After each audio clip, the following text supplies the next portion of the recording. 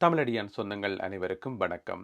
ஜனாதிபதி அனுரகுமார திசாநாயக்க அவர்களை வீட்டுக்கு அனுப்பியே தீருவோம் என முன்னாள் ஜனாதிபதி மஹிந்த ராஜபக்ச சூளுரைத்திருக்கின்றார். இது குறித்த செய்திகளை பார்க்க இருக்கின்றோம். அத்துடன் இலங்கை கடவுச்சீட்டினுடைய பெறுமதி அதிகரித்திருக்கின்றது. அது குறித்த செய்திகளையும் பார்க்க இருக்கின்றோம். அத்துடன் மீனவர்களுடைய பிரச்சினை மிக விரைவில் தீர்த்து வைக்கப்படும் என அரசாங்கம் மீண்டும் வாக்குறுதி கொடுத்திருக்கின்றது. 13வது திருத்தச் சட்டத்தை கைவிடப் போவதில்லை என அமைச்சர் ராமலிங்கம் சந்திரசேகரன் அவர்கள் சொல்லியிருக்கின்றார். இந்த செய்திகள் உட்பட இன்று ஒரு முக்கியமான கேலி சித்திரம் இருக்கின்றது. ஒரு வீட்டிலே நடக்கின்ற ஒரு சம்பவம் பற்றிய ஒரு கேலி சித்திரம். எனவே வாருங்கள் காணொளிக்குள் போவோம். மீனவர்கள் எதிர்கொள்கின்ற பிரச்சனைகள் மிக விரைவில் தீர்த்து வைக்கப்படும் என்று சொல்லி அமைச்சர் விஜித ஹேரத் அவர்கள் மீண்டும் வாக்குறுதி வழங்கியிருக்கின்றார். இந்திய மத்திய அரசாங்கத்துடன் தாங்கள் தொடர்ச்சியாக பேச்சுவார்த்தைகள் நடத்தி கொண்டு வருவதாகவும் இன்னமும் பல சுற்று பேச்சுவார்த்தைகளை நடத்துவதற்கு தயாராக இருப்பதாகவும் இந்த பேச்சுவார்த்தைகளின் முடிவில் இரண்டு தரப்பு மீனவர்களும் ஏற்றுக்கொள்ளக்கூடிய ஒரு பொது இணக்கப்பாட்டுக்கு தாங்கள் வருவோம் எனவும் அமைச்சர் விஜித ஹேரத் அவர்கள் வாக்குறுதி வழங்கியிருக்கின்றார். அதே நேரம் மீனவர்கள் சார்பாக ஒரு கேள்வி ஒன்று எழுப்பப்பட்ட இருந்தது. நேற்றைய செய்தியில அதை பற்றி பார்த்திருந்த நாங்கள். அது என்ன கேள்வி என்று சொன்னா, இலங்கையிலிருந்து தமிழ்நாட்டுக்கு போன பாராளுமன்ற உறுப்பினர்கள் தமிழ்நாட்டு முதலமைச்சரோட சிரிச்சு கொண்டு செல்ஃபி எடுத்த நீங்கள், ஆனால் எங்களை பற்றி நீங்க ஒன்றும் கதைக்கலையே, மீனவர்களை பற்றி ஒன்றும் கதைக்கலையே என்று சொல்லி மீனவர்கள் தங்களுடைய ஆதங்கங்களை வெளிப்படுத்தியிருந்தார்கள். அந்த ஆதங்கத்திற்கு பதில் சொல்லும் விதமாக பாராளுமன்ற உறுப்பினர் சிவஞானம் ஸ்ரீதரன் அவர்கள் ஒரு கருத்தொன்று சொல்லியிருக்கார். என்னென்று சொன்னா, அவர் தமிழ்நாட்டு முதலமைச்சரை சந்திச்சு கதைக்குள்ள நேரம் கேட்டிருக்கிறார். அடுத்த அப்பாயின்மெண்ட்டுக்கு நேரம் கேட்டு மீனவர்களுடைய பிரச்சனைகளை பற்றி கதைப்பதற்கு என்று சொல்லி பாராளுமன்ற உறுப்பினர் சிவஞானம் ஸ்ரீதரன் அவர்கள் சொல்லியிருக்கின்றார். எனவே பொறுத்திருந்து பார்ப்போம். எல்லா தரப்பாலையும் பேச்சுவார்த்தைகள் நடத்தி எப்படியோ எங்களுடைய மீனவர்களுடைய பிரச்சனை தீர்த்து வைக்கப்பட வேண்டும். அதுதான் மிக முக்கியமானது. பொறுத்திருந்து பார்ப்போம். 13வது திருத்தச் சட்டத்தை தாங்கள் கைவிடப் போவதில்லை என அமைச்சர் ராமலிங்கம் சந்திரசேகர் அவர்கள் சொல்லியிருக்கின்றார்.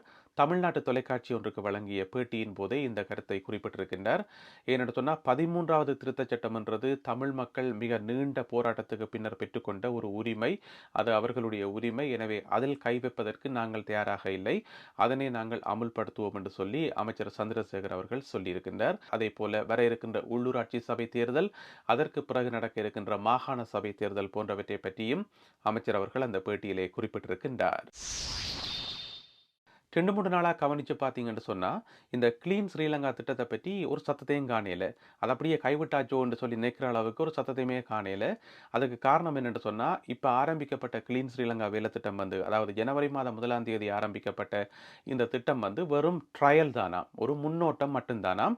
அதாவது மக்கள் மத்தியில் ஒரு அறிமுகம் செய்கிறதுக்காகவும் ஒரு விழிப்புணர்வை ஏற்படுத்துறதுக்காகவும் தானாம் ஜனவரி மாதம் 1ஆம் தேதி ஆரம்பித்து வைக்கப்பட்டதே தவிர, உண்மையான கிளீன் ஸ்ரீலங்கா வேலை திட்டம் பிப்ரவரி மாதம் 1ஆம் தேதி தான் ஆரம்பிக்கும் என்று சொல்லி அரசாங்கம் அறிவிச்சிருக்கிறது. இப்போ ஜனவரி மாதத்தில் செய்யப்பட்டது எல்லாமே சும்மா ஒரு அறிமுகம் மட்டும்தானாம். அதாவது இந்த வாகனங்கள் இருந்து எக்ஸ்ட்ரா ஃபிட்டிங்ஸ் எல்லாத்தையும் கலட்டுறது, இது மாதிரியான சோதனைகளை அகற்றுறது உட்பட பல விதமான வேலைகள் செய்தது. அதில் சாதகமான மற்றும் பாதகமான கருத்துக்கள் எல்லாமே வந்தது. அதை ஆதரிச்சாக்களும் இருக்கணும், எதிர்த்தாக்களும் இருக்கணும். எனவே எப்படி இருந்தாலுமே கூட பிப்ரவரி மாதம் 1ஆம் தேதியிலிருந்து மிக பெரிய அளவில் கிளீன் ஸ்ரீலங்கா வேலை திட்டம் மிக பிரம்மாண்டமான அளவில் முன்னெடுக்கப்படும் என்று சொல்லியும், இன்னும் நிறைய விஷயங்கள் அதில் அறிமுகப்படுத்தப்படும், இன்னும் நிறைய கிளீன் பண்ற வேலை திட்டங்கள் கொண்டுவரப்படும் என்று சொல்லி போக்குவரத்து மற்றும் நெடுஞ்சாலைகள் பிரதி அமைச்சர் டாக்டர் பிரசன்ன குணசேன சொல்லியிருக்கின்றார். அதாவது சுருக்கமாக சொல்லப்போனா, இது வரும் ட்ரெய்லர் மட்டும்தான். மெயின் பிக்சரை நாங்கள் பிப்ரவரி மாதம் தான் பார்ப்போம் போல நடக்குது. அதோட மக்களுடைய மனநிலையை மாற்றும் விதமாகவும் நிறைய வேலை திட்டங்களை முன்னெடுக்க போயினோம். மக்கள் சுகாதாரமாக இருக்கணும், சுத்தமாக இருக்கணும், கிளீனாக இருக்கணும் என்று சொல்லி அவர்களுடைய மனநிலை மாறக்கூடிய மாதிரி தாங்கள் வேலை திட்டங்களை முன்னெடுப்போம் என்று சொல்லி டாக்டர் பிரசன்ன குணசேன தெரிவித்துள்ளார். ஜனாதிபதி அனுரகுமார திசாநாயக்க தலைமையிலான இந்த ஆட்சி கவிழும். அவர் மிக விரைவில் வீட்டுக்கு அனுப்பப்படுவார். நாங்கள் மீண்டும் ஆட்சியை பிடிப்போம் என்று சொல்லியிருக்கிறது. யாரென்று பார்த்தீங்கன்னு சொன்னால், முன்னாள் ஜனாதிபதி மஹிந்த ராஜபக்ச. அவர் என்ன சொல்லியிருக்காருன்னு சொன்னால், 2 தேர்தல்களை நாங்கள் தோத்திருக்கிறோம், அதுக்காக நாங்கள் அப்படியே ஒரேடியாக தோத்துட்டோம் என்று சொல்லி அர்த்தம் இல்லை. அடுத்த முறை நடக்க இருக்கிற தேர்தலை நாங்கள் வெற்றி பெறுவோம். மக்கள் இன்னுமே எங்களை மறக்காம இருக்கணும். நாங்களாம் ஆட்சியை பிடிப்போம். அனுரகுமார திசாநாயக்காவை வீட்டுக்கு அனுப்புவோம் என்று சொல்லி கணக்கெல்லாம் சொல்லி வச்சிருக்கார். நான் நினைக்கிறேன் ஜோதிச்சு பார்த்துருப்பா போடாக்கு வருஷம் பிறந்து 15 நாள் ஆச்சு. 2025ஆம் ஆண்டு வந்துட்டுது. இப்படியே பேசாம வாய மூடி கொண்டு இருந்தோம்னு சொன்னா எல்லாருமே எங்கள மறந்துருவினம். அதனால ஏதாவது ஒரு அறிக்கையை விடுவோம்னு சொல்லி போட்டு விட்டுருப்பார் போல இருக்குது. அதனால தான் மீண்டும் எழுவோம், ஆட்சியை பிடிப்போம், கைப்பற்றுவோம் என்றெல்லாம் சொல்லி பஞ்ச் டயலாக் காய்ச்சி வச்சுக்கிறார். எனக்கு என்ன விஷயம் என்று சொன்னா, அந்த இவர் சொன்னதை கேட்டு ஒரு பத்திரிகையாளர் எழுதிப்பார் அந்த செய்தியை. அவரைத்தான் பாராட்டணுமே கிடக்குது. மினக்கட்டு வேலை மினக்கட்டு போய் அவர் சொல்றதை கேட்டு அது ஒரு செய்தியாக்கி எல்லா பத்திரிகைகளுக்கும் கொடுத்திருக்கிறார். எனவே அந்த பத்திரிகையாளர் தான் பார்க்கணும் மாதிரி கிடக்கு. முன்னாள் ஜனாதிபதிகள் மற்றும் அமைச்சர்கள் போன்றவர்களால் பாவிக்கப்பட்ட 10 பங்களாக்கள் வந்து இப்ப வாடகைக்கு விடுறதுக்கு அரசாங்கம் முயற்சி எடுத்துக் கொண்டிருக்குது. எனவே அதனை வாடகைக்கு எடுப்பதற்கு நிறைய தனியார் நிறுவனங்கள் போட்டி போட்டுக் கொண்டிருப்பதாக சொல்லப்படுகின்றது. உங்களுக்கு தெரியும் ஜனாதிபதி அனுரகுமார திசாநாயக்க அவர்கள் ஆட்சிக்கு வந்த பிறகு முன்னாள் ஜனாதிபதிமார் அமைச்சர்மார் எல்லாம் பாவிச்ச ஆடம்பரமான பங்களாக்கள் எல்லாத்தையும் வந்து கைப்பற்றி எல்லாத்தையும் வந்து டூரிஸ்ட் பிளேஸாக மாற்றணும் அல்லது டூரிசம் சம்பந்தமான வேலை திட்டங்களுக்கு பயன்படுத்தணும் என்று சொல்லி முடிவெடுத்து தாங்கள் எதையுமே பாவிக்க போறதில்லை என்று சொல்லி அரசாங்கம் முடிவெடுத்துட்டது. அப்போ அந்த வகையில் இப்போ 10 பங்களாக்கள் கைவசம் இருக்குது. இந்த 10 பங்களாக்களையும் வந்து வாடகைக்கு விடணும். அதுக்கு வந்து நிறைய தனியார் நிறுவனங்கள் வந்து விண்ணப்பங்களை அனுப்பியிருக்கணுமாம், எக்கச்சக்கமான நகலை அனுப்பியிருக்கணுமாம். அந்த விண்ணப்பங்கள் வந்து இன்னுமே வந்து பரிசீலனை செய்யப்படவும் இல்லை, இறுதி முடிவும் எடுக்கப்படலை. அந்த 10 பங்களாக்களில் பார்த்தீங்கன்னு சொன்னால் 9 பங்களாக்கள் வந்து தனியாக ஜனாதிபதிமார் பாவிச்ச பங்களாக்கலாம். அந்த பங்களாக்கள் வந்து எங்கெங்கெல்லாம் இருக்குன்னு பார்த்தீங்கன்னு சொன்னால் கொழும்புல, கண்டியில, நுவரெலியா, அனுராதபுரம், கதிர்காமம், யாழ்ப்பாணம், எம்பிலிப்பிட்டிய, வெந்தோட்ட, மகியங்கன இந்த மாதிரியான இடங்கள்ல இருக்கிற ஜனாதிபதி மாளிகைகள் எல்லாமே வந்து இப்போ வாடகைக்கு விட போயினோம். யோசிச்சு பார்த்தோம்னு சொன்னா ஜனாதிபதி அனுரகுமார திசாநாயக்கா நினைச்சிருந்தா இந்த எல்லா மாளிகைகளையும் தன்னுடைய கட்டுப்பாட்டுக்குள்ள வச்சிருந்திருக்கலாம். அவர் எந்தெந்த இடத்துக்கெல்லாம் போறாரோ அந்தந்த இடங்கள்ல ஓய்வு எடுக்கிறதுக்கு இந்த மாளிகைகளை பாவிச்சிருக்கலாம்.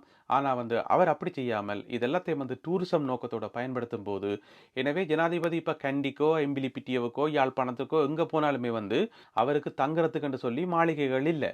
எனவே அவர் வந்து ஹோட்டல்ஸ்ல தான் தங்கணும். அது ஜனாதிபதி அனுரகுமார திசாநாயக்கா அவர்களுக்கு வந்து பெரிய பிரச்சனையே இல்லை. அவர் எங்கேனாலும் தங்குவார், அது பிரச்சனை இல்லை. ஆனா இவ்வளவு மாளிகைகளையும் வந்து தன்வசம் வச்சிருந்து தேவையில்லாம காசை செலவழிச்சு தேவையில்லாம ஆடம்பரம் காட்டி அரசாங்கத்தினுடைய பணத்தை வந்து பொதுமக்களுடைய பணத்தை வந்து வீணாக்காமல் இப்படியான ஒரு நல்ல முயற்சியில் ஈடுபட்டுக்கிறது வந்து உண்மையிலேயே வரவேற்கப்பட வேண்டிய விடயம். எனவே இந்த தனியார் நிறுவனங்கள் இப்பொழுது போட்டி போட்டுக் கொண்டிருக்கின்றன இந்த மாளிகைகளை வந்து ரெண்ட் பண்றதுக்கு. எனவே யார் யாருக்கு வழங்கப்படும் என்பதை நாங்கள் பொறுத்திருந்து பார்ப்போம். இலங்கை பாஸ்போர்ட்டினுடைய பெறுமதி சற்று அதிகரித்திருக்கின்றது. உங்களுக்கு தெரியும் ஒவ்வொரு வருஷமுமே வந்து பாஸ்போர்ட் இண்டெக்ஸ் வந்து வெளியிடப்படும். உலகத்தில் இருக்கிற சகல பாஸ்போர்ட்டுகளும் வந்து என்னென்ன ரேங்கில் இருக்குன்னு சொல்லி ஒரு பட்டியல் ஒன்று வெளியிடுவினோம். நிறைய கம்பெனிகள் வந்து இந்த பட்டியலை வெளியிடுறது. அதில் மிக முக்கியமாக கவனிக்க வேண்டிய கம்பெனி வந்து ஹென்லி குளோபல் என்று சொல்லி அவர்கள் வெளியிட்டிருக்கின்ற பட்டியலில் வந்து இலங்கை கடவுச்சீட்டினுடைய பெறுமதி வந்து 96வது இடத்துக்கு வந்திருக்குது. பார்த்தீங்கன்னு சொன்னால் 2021ஆம் ஆண்டில் 107வது இடத்துல இருந்தது. 2022ஆம் ஆண்டில் 102வது இடத்துக்கு வந்திருக்குது. 2023ஆம் ஆண்டில் வந்து 100வது இடத்துல இருந்தது. இப்போ வந்து 96வது இடத்துக்கு வந்து முன்னேறி இருக்குது. உண்மையில் போன வருஷம் 2024ஆம் ஆண்டிலேயும் வந்து 96வது இடத்துல தான் இருந்தது. ஆனால் இந்த முறை வந்து ஒரு சின்ன வித்தியாசம் என்னென்னு சொன்னால் போன வருடம் 2024ஆம் ஆண்டில் இலங்கை பாஸ்போர்ட்டை வச்சுக்கொண்டு 43 நாடுகளுக்கு விசா இல்லாமல் போக முடியும், விசா ஃப்ரீ கண்ட்ரீஸ். ஆனால் இந்த முறை வந்து 44 நாடுகளுக்கு போக முடியுமாம். 2025ஆம் ஆண்டில் ஒரு நாடு அதிகரிச்சிருக்கிறது. எனவே இலங்கை பாஸ்போர்ட்டினுடைய பெறுமதி வந்து சற்று அதிகரித்துள்ளமை ஒரு மகிழ்ச்சியான செய்தியாகும். எனவே அடுத்தடுத்த வருடங்களில் வந்து பாஸ்போர்ட்டினுடைய பெறுமதி மேலும் அதிகரிக்கும் என்று சொல்லி நாங்கள் எதிர்பார்க்கலாம். எல்லாமே வந்து சிறப்பான முறையில் நடந்தால் லஞ்ச ஊழல் இல்லாமல் பொருளாதார வளர்ச்சி, நாட்டினுடைய ஸ்திரத்தன்மை மற்றும் காசினுடைய பெறுமதி என்று சொல்லி நிறைய விஷயங்கள் இருக்குது. இது எல்லாமே வந்து ஒழுங்காக நடந்தால் பாஸ்போர்ட்டினுடைய பெறுமதியும் வந்து அதிகரிக்கும். எனவே பொறுத்திருந்து பார்ப்போம். இலங்கை பாஸ்போர்ட்டினுடைய பெறுமதி இன்னும் அதிகரிக்கணும் என்றுதான் எங்களுடைய விருப்பம். அது நடக்க வேண்டும். அடுத்ததாக இன்றைய கேலிச்சித்திரம் கார்ட்டூன். இந்த கேலிச்சித்திரம் வந்து ஒரு வீட்டில் நடக்குது. ஒரு கணவனும் மனைவியும் நிற்கணும். உங்களுக்கு தெரியும் கிட்டடியில் வந்து ஆல்கஹாலினுடைய பெறுமதி வந்து விலை வந்து அதிகரிக்கப்பட்டது. ஆல்கஹால் மற்றும் சிகரெட்டினுடைய விலைகள் வந்து அதிகரிக்கப்பட்டது. அப்போ இந்த கேலிச்சித்திரத்தில் வந்து ஒரு ஆல்கஹால் போத்தில் ஒன்று வந்து ஒரு பலூனில் கட்டப்பட்டு மேலே பறந்து போகுது. அந்த ஹீலியம் பலூன் சொல்லுவோம், அதில் கட்டப்பட்டு மேலே பறந்து போகுது. அதாவது அதனுடைய பெறுமதி வந்து அதிகரிச்சிருக்குது. அதை பார்த்துட்டு வீட்டில் இருக்கிற கணவருக்கு ஒரே கவலை, அதனுடைய விலை கூடிட்டுன்னு சொல்லி. அப்போ அவர் வந்து ஒரு அதிர்ச்சியோட கவலையோட பார்த்து கொண்டிருக்கிறார் அண்ணாந்து. பக்கத்துல மனைவிய பார்த்தீங்கன்னு சொன்னா, துள்ளி குதிச்சு டான்ஸ் ஆடுறா. அவாக்கு நல்ல சந்தோஷம். விலை அதிகரிச்சதன் காரணமாக கணவர் குடிக்காம விட்டார் என்று சொன்னா, மிகவும் சந்தோஷம் என்று சொல்லி, அவ துள்ளி குதிக்கிறா போல இருக்குது. எனவே இது சராசரி வீடுகள்ல நடக்கிற ஒரு சம்பவம் தானே! அத அழகான முறையில இந்த கேலிச்சித்திரம் எடுத்து காட்டுகின்றது. எனவே இதை பார்க்கும்போது நீங்க என்ன நினைக்கிறீங்க என்பதை மறக்காமல் கீழே எழுதுங்கள். மீண்டும் மற்றும் ஒரு வீடியோவில் உங்களை சந்திக்கின்றேன். அதுவரை நன்றி, வணக்கம்.